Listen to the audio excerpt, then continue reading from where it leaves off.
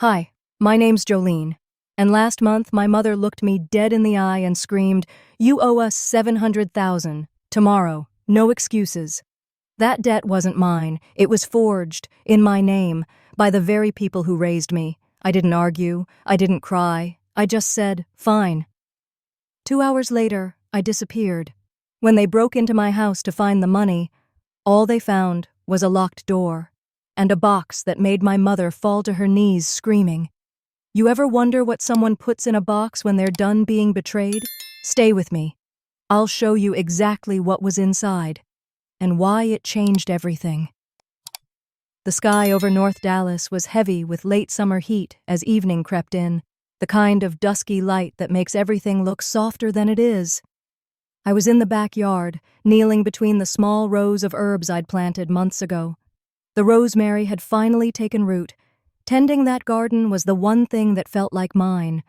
Quiet, patient, no one yelling over me. Inside, the house was still. I'd left the windows open, letting a faint breeze roll through, carrying in the sound of distant traffic. I was rinsing dirt off my hands at the kitchen sink when headlights flashed against the wall. They cut too close to the house, fast, impatient. Before I even dried my hands, the front door swung open without a knock. My mother, Verna, came in like a storm, hair still perfect, perfume loud enough to fill the room. She slammed a thick envelope down on the table so hard my coffee mug rattled. "Do you even know what you've done?" she snapped. Her voice was sharp, rehearsed, the kind she used when she wanted to make sure the neighbors heard. "Your stepfather is gone, and now his mess is yours.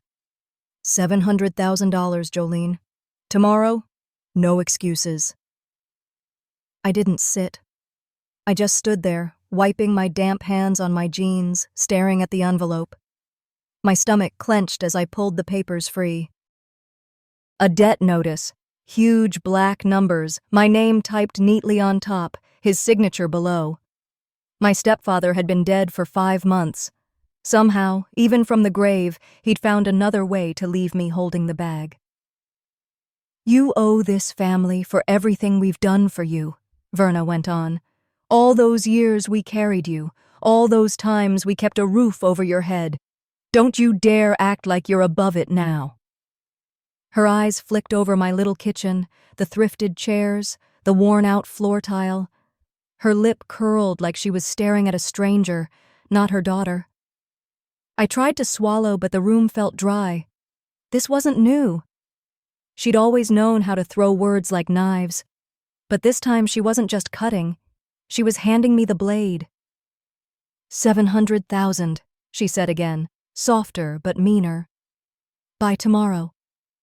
Something slipped from the envelope as she waved the papers at me.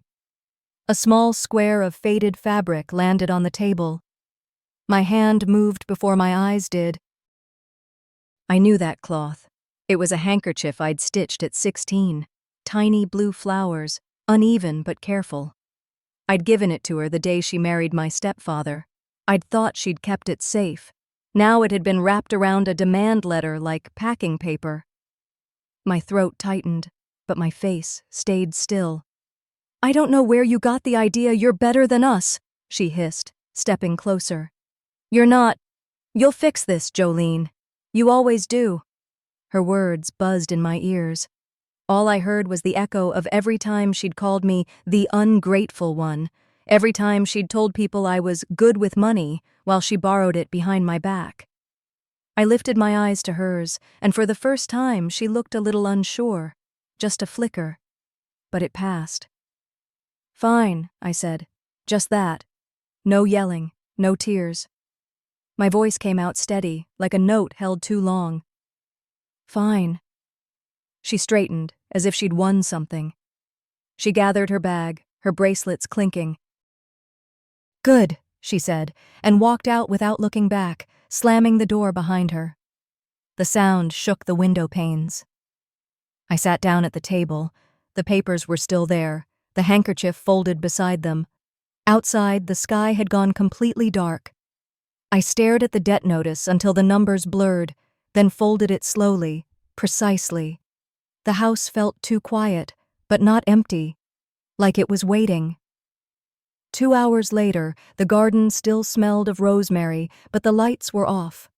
My phone sat on the counter, screen dark. My wallet lay next to it. The front door was locked. The kitchen table was clean except for the papers and that piece of fabric. Everything in its place. They thought I'd be there when they came back. Just after 9 a.m., the engine of Daryl's rust-colored pickup growled into the driveway. Verna sat stiff in the passenger seat, lips pursed, eyes sharp as ever behind her oversized sunglasses. Granger trailed behind in his dented sedan, parking crooked in front of my mailbox like he owned the whole street. Daryl didn't knock. He walked straight up to the door, pulled the spare key from under the flower pot, same place I'd left it for emergencies. Funny how what counts as an emergency always seems to change when money's involved. The key slid in. The lock turned. The door opened with a creak. And then, silence. Verna was the first to notice something was off. "She's not here," she muttered. The blinds were still drawn, but the air inside wasn't stale. The coffee pot was empty. Sink clean, dishes done, like I'd left in the middle of a breath and never came back. The kitchen table was the only thing that wasn't untouched. Right in the center sat a metal lockbox, small, cold gray, dented on one corner. It looked old, familiar even. Daryl's gaze narrowed. "That wasn't here last night." "No," Verna replied, already reaching for it. "She's playing games." They tried the latch. Locked. Daryl didn't hesitate. He grabbed a butter knife from the drawer and jammed it under the edge like he'd done this before. One good twist, and the hinge popped loose. Verna opened it. Inside was not money, not stacks of bills, not a check, not even a receipt. Just one sheet of paper, folded neatly. On top of it, paper-clipped, a small envelope with a note in my handwriting. "You want what's mine. Fine. Here's what's yours." Verna's hands trembled as she peeled the note away. Beneath it, an official-looking copy of a legal document. Old, but still crisp. Granger stepped in to read over her shoulder, and his face paled before she even finished the first paragraph. It was a will. My stepfather's. One I'd never seen before. The date at the top? From 5 years ago. It clearly stated that everything, his assets, properties, retirement funds, was to be inherited solely by me. Me. Unless, and this part was underlined, I willingly signed a transfer releasing my claim. That release was the signature they'd used to shift his outstanding debt onto me. And I remembered now, years ago, Verna had told me it was just routine paperwork for insurance cleanup. I'd signed it during a chaotic Thanksgiving, standing at the kitchen counter, mid-conversation. Granger's eyes darted between the paper and his phone. He stepped back like it burned him. "She knew," he muttered. Daryl frowned. "What the hell are you talking about?" "She's not stupid," Granger snapped. "She's been digging." Verna folded the paper again, slower this time. Her lips moved, whispering the words to herself, as if trying to rewrite them just by reading them out loud. Daryl, fists clenched, stormed into the living room. "If she thinks she's gonna come back here with some stunt and take us down, she's got another thing coming." He kicked the coffee table. "She doesn't win. She's never won." Granger didn't answer. He was already on his phone, opening emails, deleting old messages. His fingers fumbled. Sweat dotted his temples. Meanwhile, Verna sat down. Not angrily, not forcefully. Just sat, quiet, like the weight in her hands had shifted into her chest. The handkerchief, the one from the night before, had somehow ended up in her purse. She held it now, unfolded, smoothing the corners like it was delicate porcelain. A single thread dangled loose from the edge, the blue flower half faded. She didn't speak for a long time. Then she blinked, slow and hard, like trying to erase a memory. "She was 14, Verna said softly. "We were at that lawyer's office. She cried outside for an hour and wouldn't say why. Clutched that damn cloth like it meant something. Daryl stopped pacing. What? Nothing, Verna snapped. The cold returned to her voice like armor clicking back into place. She's bluffing. That girl's always been dramatic. She's trying to scare us. Granger didn't look convinced. Neither did Daryl. They left the house in silence. Verna tucked the handkerchief back into her purse without even thinking. She didn't notice the small stain at the edge, something I'd stitched over once when I'd pricked my finger. But I noticed. I left it there for a reason. The third morning came quiet and gray, the kind of Texas morning where the light creeps slow and low across faded blinds.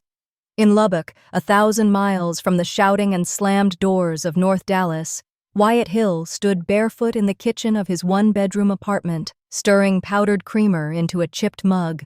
He wasn't watching the news. He never did anymore.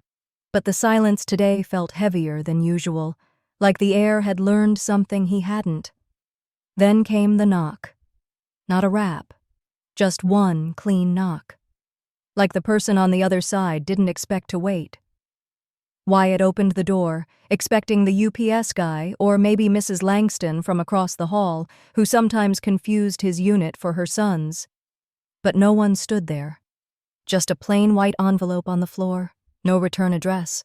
But his name, written in a tight, familiar cursive across the center, Wyatt Hill, stopped his breath short. He hadn't seen that handwriting in over 4 years. Back inside, he sat down slow at the table and just stared at it for a moment. The envelope wasn't new. Its edges were slightly curled, like it had traveled far or been handled a lot before arriving here. He slid a butter knife under the seal and unfolded the letter inside. 1 page. Handwritten. Clear. If you're reading this, Wyatt, then I've already done what I had to do. His hands tightened. I never forgot what you taught me, to ask questions, to check every door, even if someone tells you it's locked. I think my family's been setting me up for years. I just didn't want to believe it. But now I can't ignore it anymore. She went on to lay it out, the debt, the signature, her stepfather's will.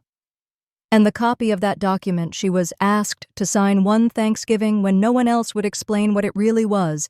She'd signed it out of exhaustion, out of trust she didn't realize was misplaced. Then came the second page, shorter, a list of names: Verna, Daryl, Granger, and one he hadn't seen before. Camden Lovelace, notary, and below that, one single sentence: if anything happens to me, start here.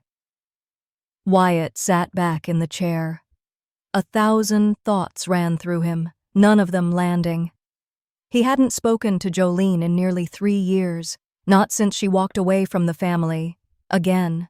Not since she came to him at legal aid, clutching a paper with a blank signature line, asking, "Do I have to sign this?" He'd told her then, "Not unless you understand it." She'd smiled, and signed it anyway. Wyatt got up, paced, then walked back to his small bookshelf. There, between a worn Bible and a stack of old foster care reports, was a paperback she'd once given him.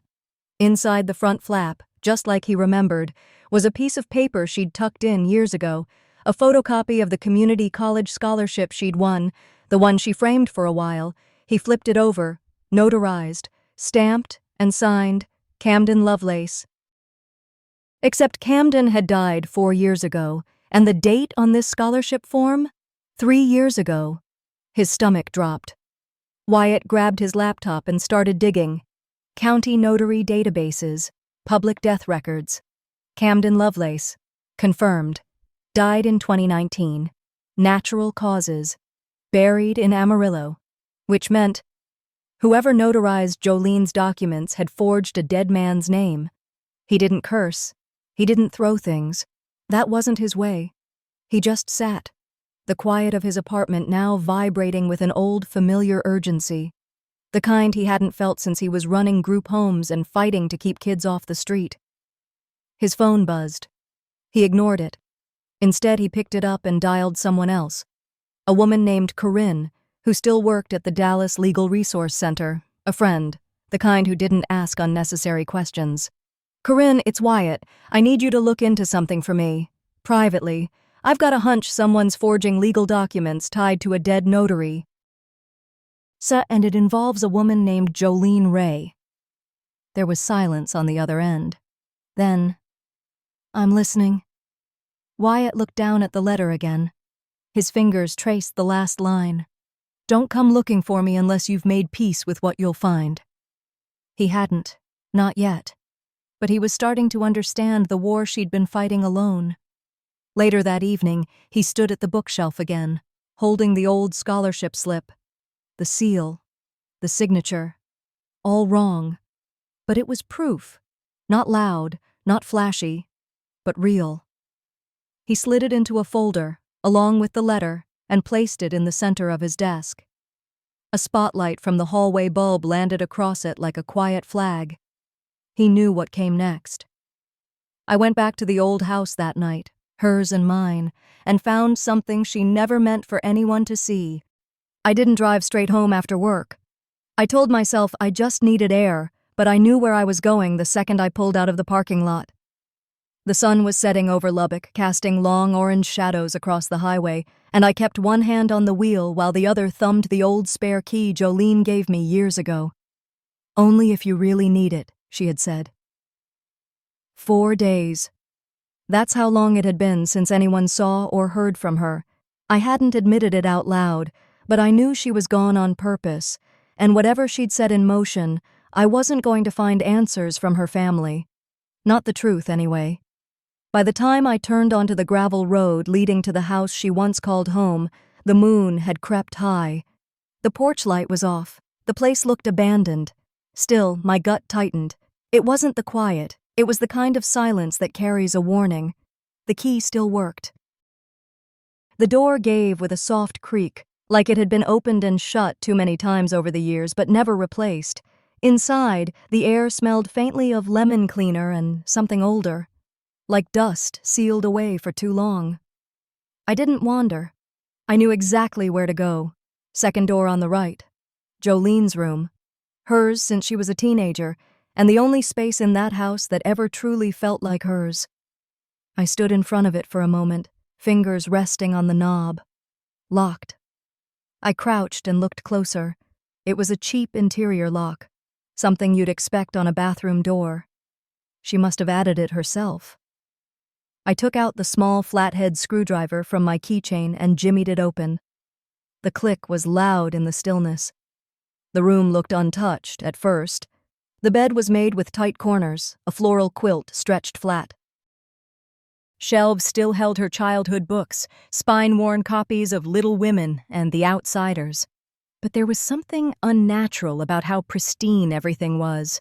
No dust on the windowsill, no clutter on the dresser, not even a glass of water by the bed.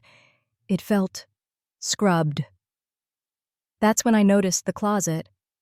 Its handle had a thin hairline crack, and the lock was newer than the rest of the door.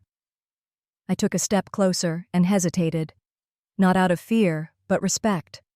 Whatever Jolene had locked away in there, she meant to keep it sealed.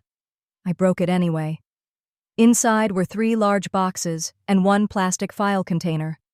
Everything was labeled. Dates, names, bank account numbers, copies of checks. Some of the folders had sticky notes with instructions, some addressed to W. That was me. I pulled the file container out and sat on the floor.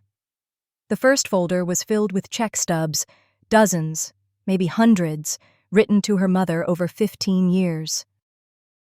Some were as small as $20, others in the hundreds, and every one of them was logged. She'd kept them. All of them. The next folder was heavier. Legal documents, 2 power of attorney forms, both dated the same year but signed differently. One had her signature, clean and familiar. The other, something was off. It looked like someone tried to mimic her handwriting but didn't quite get it right. My stomach turned. At the bottom of the box was a small black USB drive. On it, a tiny white label read, "For Wyatt, only if I'm gone." I plugged it into my laptop, which I'd brought with me just in case. The screen flickered to life. There she was, sitting at a kitchen table I didn't recognize. She looked tired, eyes darker than I remembered, but her voice steady. "If you're watching this, then they came for the money," she said. "I know what you're thinking. I signed something. I always do. I never ask enough questions." But this time, I knew. She looked straight into the camera. "I signed it anyway. Not because I'm stupid, not because I gave up, but because I loved them. I thought if I did this one thing, maybe it would be enough. Maybe they'd stop trying to bleed me dry." Her lips trembled. "I was wrong." She held up 2 documents side by side. One was the debt transfer, the other a previous agreement.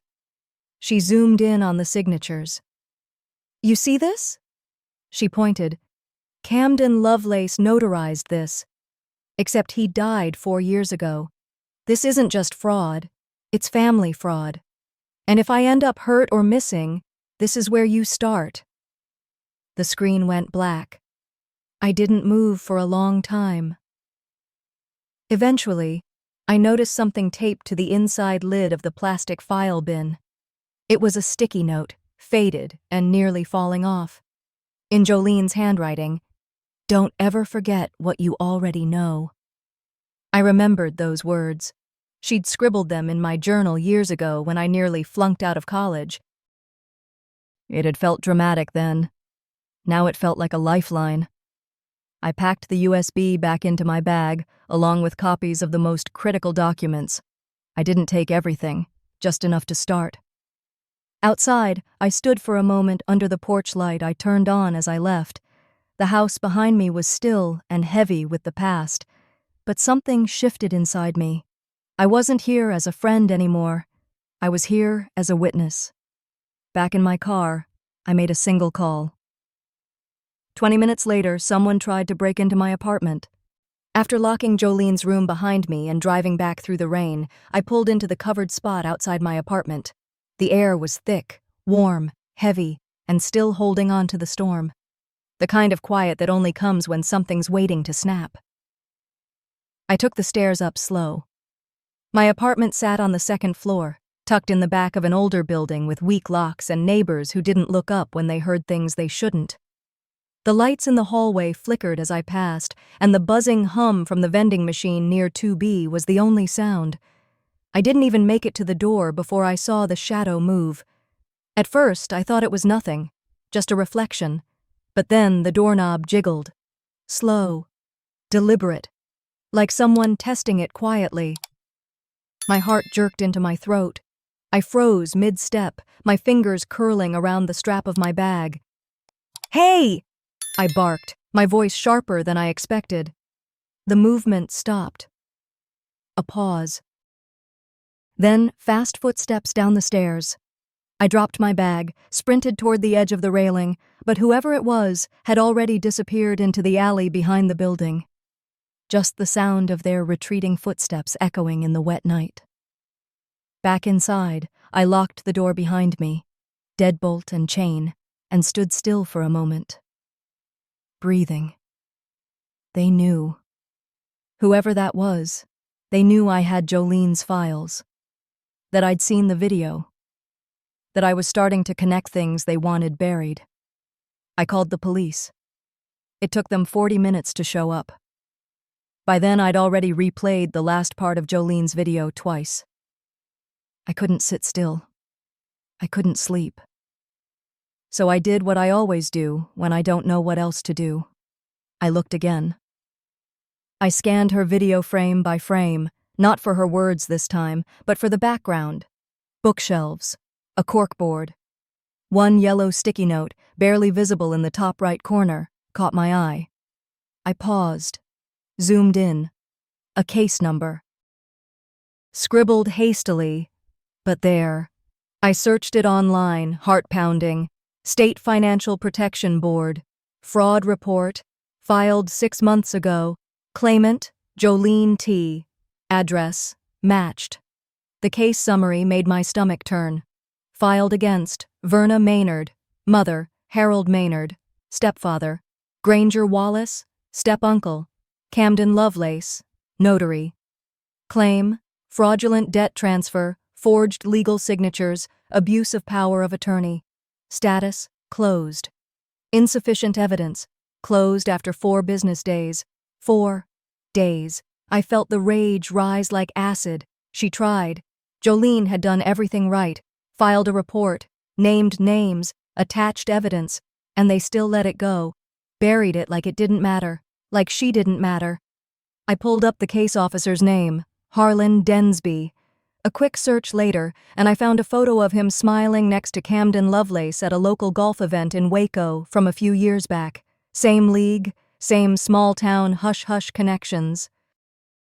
The kind of buddy-buddy ties that turn blind eyes and close doors. I leaned back on my couch, hands over my face. She wasn't just failed by her family. She was failed by everyone, and I had let myself believe she was just quiet, that she didn't need help, that she was fine. I wasn't fine now. For a minute I considered deleting it all, burning the USB, shredding the files. I wasn't a hero. I had a job. A life. I wasn't ready to have it all torn apart because I couldn't leave something alone. I opened my laptop and hovered over the folder, Jolene Final, and my finger twitched on the delete key. That's when I noticed the voicemail badge. One unread. I clicked it, expecting spam. Her voice played in my ear. Wyatt, if I disappear, promise me you won't just cry. Dig. Please. Dig.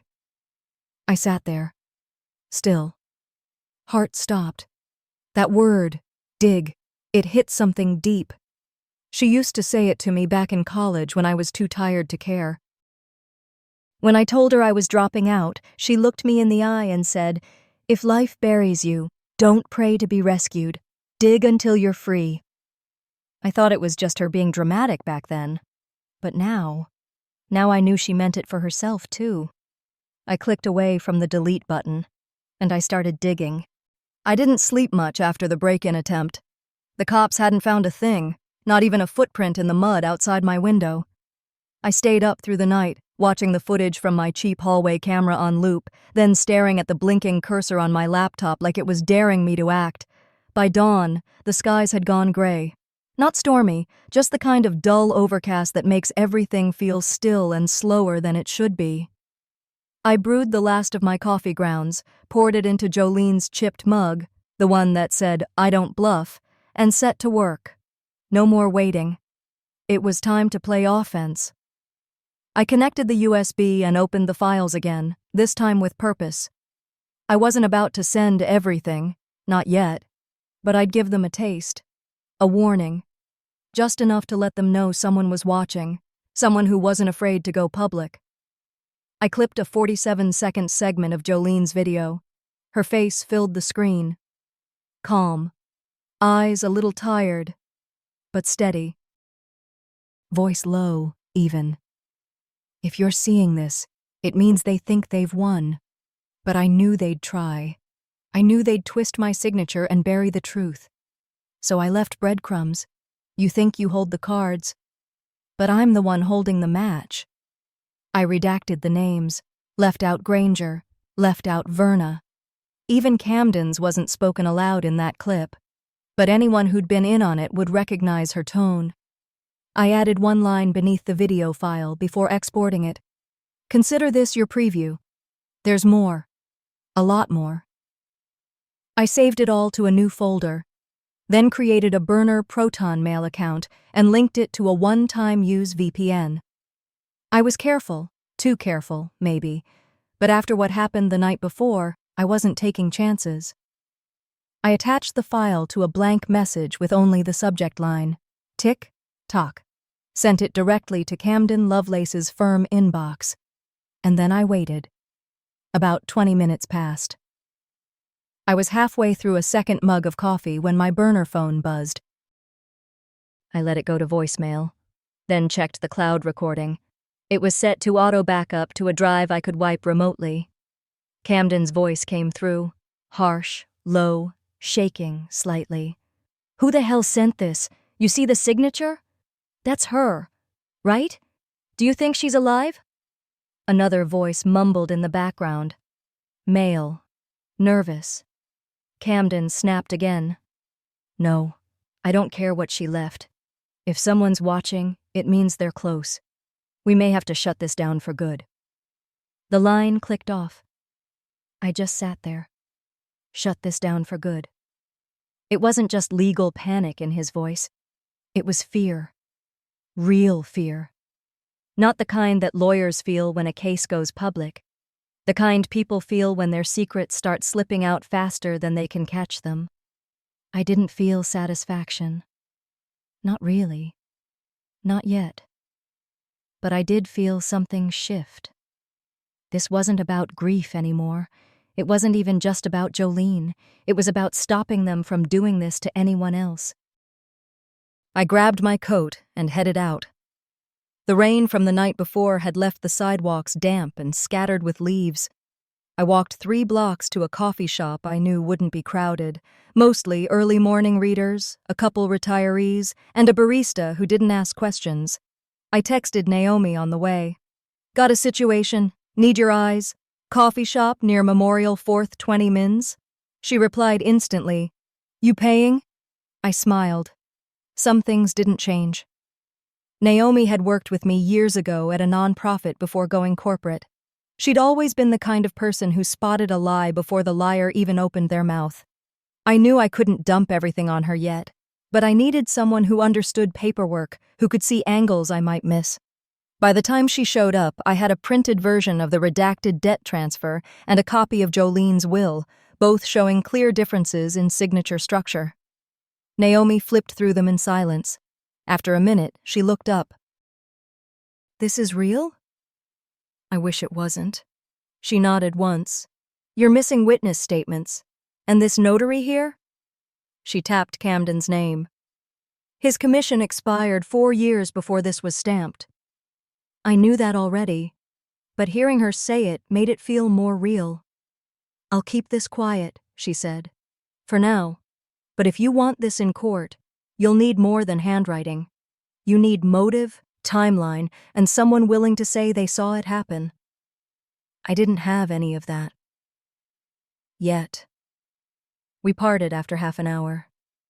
I gave her only enough to be curious, not enough to put her at risk.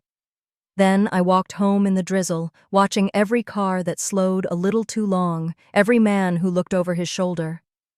Back in my apartment, I closed the door and bolted it twice. And I knew the game had changed. I'd shown my hand, just a piece of it. Now they'd start moving. I thought I had time. I truly did. But by the time I took a breath, they were already moving, and not just pacing in the dark, wondering what might come next. No, they were selling things, booking flights, covering tracks. 1 week after that burner email went out, the storm started to crawl in from the Gulf. Thick, wet air wrapped around Houston like a fever, and the sky hung heavy, dim at noon. The kind of weather that makes you uneasy for no reason at all. Except I had plenty of reason. I was sitting at the kitchen table when my PI, Gerald, texted, Camden just booked a one-way to Mexico. Leaves in 36 hours. Name used, L.N. Kramer. Same fake passport he used in 16. I didn't even flinch. Just nodded, like we were all reading from the same script. A minute later, he followed up. Also, furniture from Jolene's house listed online yesterday. Not by her. Estate sale under power of attorney. Someone's forging again. Of course they were. Because that's what desperate people do when they think the walls are closing in. They scramble, they push harder, they pretend faster. But what none of them realized was, they weren't reacting to danger. They were walking into it. Flashback, 2 months earlier. I hadn't seen Jolene in person for nearly a year. Then, out of nowhere, she asked to meet halfway between Houston and Lubbock. Random gas station outside San Antonio. Nothing special, just a place no one would remember. She pulled up in a beat-up rental, sunglasses on even though it was cloudy. She didn't say hello. She just handed me a drive and said, If they come for me, don't stop them. Let them think they've won. I stared at her. She didn't smile. Her voice was calm, like we were planning a dinner. "This isn't panic," she added. "It's a blueprint. Just follow it." Back then, I thought she was being paranoid. Turns out she was being 5 steps ahead. Back to the present. At 3:17 p.m., as the first raindrops hit the windows, a silent alert confirmed the link had been sent. A secure video file. No download, just stream once, sent directly to every name she'd listed in her records. Camden, Verna, that cowardly stepfather. A few more, even an old cousin who had signed off on a false affidavit years back. They all got it at once. I didn't tell them I sent it. Didn't need to. The video opened with Jolene, not broken, not scared, steady, in control. She sat in a plain room, white wall behind her. Her hair pulled back. That same old t-shirt I gave her one Christmas after she beat me at poker. "I don't bluff" in bold letters across the chest. She looked directly into the camera and said, "If you're watching this, then you've already acted, exactly how I expected you would. The house, the documents, the lies. You've been busy, and I've been recording." She leaned forward slightly. "I have audio. I have video. I have copies of every forged signature and every name you used to hide behind. I've sent them to attorneys in 3 different states, some who owe me favors, some who just hate fraud. If anything happens to me, or to Wyatt, the full story goes public." Cut. Then her voice again, over a slow slideshow of evidence. Checks, notarized forms, real signatures beside fakes, snapshots of conversations, screenshots of texts. "This didn't start with one lie. It started with a choice. You saw me as weak, and that's why you're here now, caught, scrambling." Cut. "I'm not bluffing." That was the last line. Then the screen went black. I didn't need to see their reactions. But Gerald sent me a few anyway. Camden threw a glass against his office wall. Gerald said the sound carried into the hallway. "Verna?" She collapsed onto her kitchen floor. Ambulance was called, but she refused transport. The stepfather, dead quiet, locked himself in the upstairs den. Lights off. Computer powered down. But I knew what each of them realized in that moment. They weren't in control anymore. Jolene had taken it all back, without even being in the room. I didn't call her, didn't text, didn't celebrate. I just stood at the window, watching the storm darken the sky. My hands stayed folded, my breath steady. Let them wonder where the next strike would come from.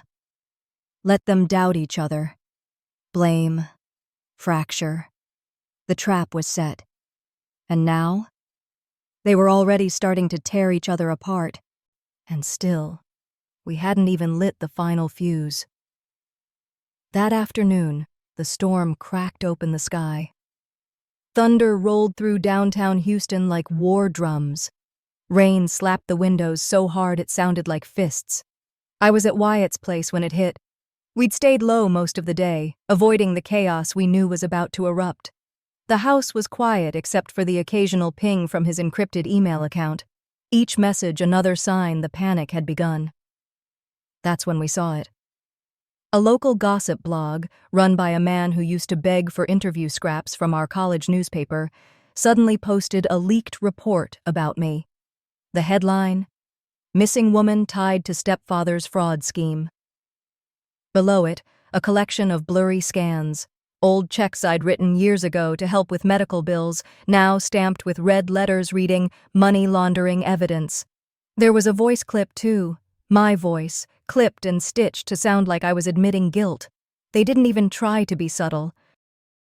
Wyatt muttered, "Camden's desperate." I didn't flinch. I didn't even click the link. I already knew what it said. Instead, I changed clothes, tied my hair back, and grabbed the manila folder I'd been saving for this exact moment. "Where are you going?" Wyatt asked. I didn't stop moving as I said, "Downtown. Courthouse. It's time." The rain was relentless, but it didn't slow me. I walked through it like it owed me something. My heels echoed across the marble floor of the courthouse lobby. People stared. Some recognized me from the video that went viral. A few whispered. One woman touched my shoulder and quietly said, "Do what you came to do." I didn't break stride. At the clerk's office, my attorney, Elaine, was waiting, just like we planned. She took the folder, glanced inside, and nodded. 15 minutes later, the counterstrike was filed. Not with flair, not with drama, just with truth. We submitted a digital audit trail proving the leaked documents were manipulated, mismatched metadata, email timestamps that didn't align, audio edited through third-party software. Then came the affidavit, signed, notarized, timestamped, by the bank manager Camden had tried to bribe 2 weeks earlier. Elaine looked the judge straight in the eye and said, "This wasn't just defamation, this was attempted obstruction." As we stepped outside, the press was already circling. I said nothing, but the universe didn't need me to speak, because Camden did. Across the street, drenched in rain and red-faced, he shouted over the crowd, "She's a liar! A manipulative little—" His mother tried to grab his arm. He shoved her. And the cameras got it all. That footage hit social media faster than his forged documents ever could. Within 20 minutes, his firm suspended him. An hour later, his sponsors dropped out of a real estate event he was set to headline. By nightfall, even his college friends had unfollowed him online. He thought he was setting me up. Turns out, he lit his own match. Back at Wyatt's, I changed into dry clothes and brewed tea while Elaine drafted a statement for the press. She handed it to me for review. I didn't change a word. I stayed silent too long, thinking dignity was in restraint. But silence only fed the monster. This is not revenge. This is release. Elaine sent it off with a single line. She's done protecting people who never protected her. And that was the truth. I'd spent years thinking I owed people kindness, even as they cut me with their words and warped my story into something filthy. But that ends now. No more shrinking to make them comfortable. No more pretending. I opened my laptop, read through a few of the blog comments. Some were vile. Most were confused. A few, just a few, were kind. One caught my eye. Even if she's guilty, why does she seem braver than all of them combined? Because I am. The last line of my statement was the one that cut deepest, at least for me. Growing up, my mother had a favorite phrase she threw at me when things didn't go her way. "You'll never be more than a burden." Tonight, for the first time, I answered her. Burden or not, I carried myself out. And I did. But justice isn't always the end. Sometimes it's just the silence after the storm. 2 Sundays had passed since everything came crashing down. No breaking news, no reporters outside my window, no more phone calls asking if I had a comment. The noise had quieted. What lingered was stillness, the kind that doesn't always bring peace, but insists on being heard. The sky outside my new apartment was clear that morning, not bright, just gray, soft. I stood barefoot in the kitchen, holding my coffee the way I used to when I was younger, 2 hands close to the chest, like I needed it to warm more than just my fingers. Camden had lost everything. The bar suspended him, his firm cut ties, his accounts were frozen pending the fraud investigation, and he'd sold off his car within days of the last court hearing. His mother, trying to save face, filed a lawsuit against me for emotional harm. The judge took one look at the paperwork, then looked at me and dismissed it with a tired sigh. I didn't feel triumphant. No one clapped when I walked out of that courtroom. No victory parade, no celebratory text. Just quiet. And I needed it. My phone had been still for days, not a word from my mother. My brother and sister had quietly unfollowed me on social media. No explanation, just gone. I didn't chase it. Maybe that's what happens when you stop playing the part they wrote for you. You get cut from the cast. I spent that Sunday doing almost nothing. I rearranged some books, watered a sad little houseplant I hadn't named yet. Then I put on one of Dad's old jazz records and let the saxophone fill the space where conversations used to live. When the needle crackled to life, I finally noticed the box again. I had kept it closed since the day I left. Moved it from place to place like it was just another forgotten keepsake. But I knew what it was. I'd known all along. I slid it onto the table, unlatched the corners, and opened the lid. On top sat a photograph I hadn't seen in over a decade. Me, 13, holding Mom's hand in a hospital waiting room. She wasn't looking at me. She was staring off, somewhere else, like she always did. But I remembered that day. It was the only time she didn't complain about holding my hand. Underneath, a letter. Yellowed a bit, folded once, sealed with a strip of medical tape. On the front, it read, "For when you finally walk away." I opened it slowly, heart steady but heavy. It was from my stepfather. He didn't apologize in the way people do when they want to be forgiven. He didn't ask for pity. He confessed to everything, how he faked signatures, borrowed in my name, kept quiet when I started to fall apart.